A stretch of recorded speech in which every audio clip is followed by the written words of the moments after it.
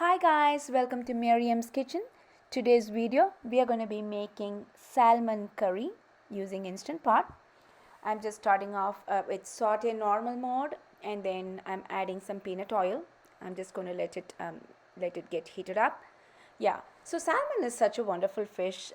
It's high in omega-3 and wonderful protein and heart healthy. So we make it a point we include this in our diet at least once a week. It's great for our family. And make sure that you get the wild caught and not the farm raised, because farm raised we don't know what they are injecting in them. So it's readily available in market, so go for the wild caught one. And I'm going to be tempering this with fenugreek seeds, cumin seeds, and curry leaves, like we normally do for all Indian curries. And I'm going to add some red onions. I did take like half a medium size red onions that's chopped, not too fine. It's okay for this size. And then I'm going to saute it till it gets translucent, and then adding one tomatoes. And the vegetables today I'm going to be using are mangoes and drumsticks, which is has its wonderful flavor in them. So even if you're not a big fan of fish curry, or if you're not a fan of fish by itself, this is a good alternative to try for the first time, because the drumstick has a unique flavor that doesn't have that fish smell in them. Like it has a unique flavor in it, so you should try it.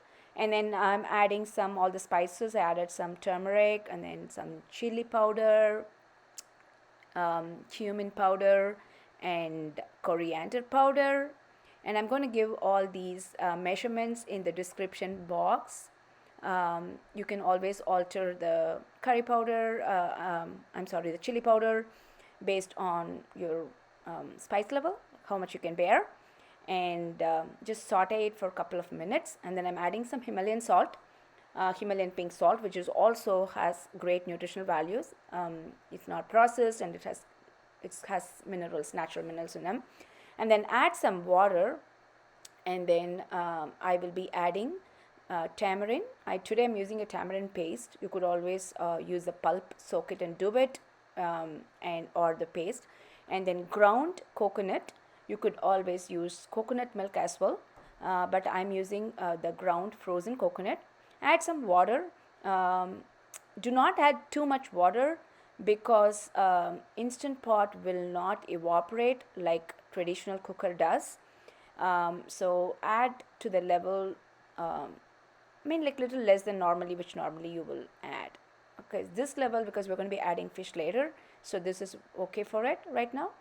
And I'm going to be closing it, seal the vent, and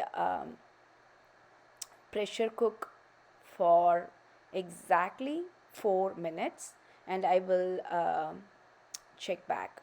So we're not going to be doing a quick release on this. We're going to let it release naturally after it's cooked, and then we will see how it looks.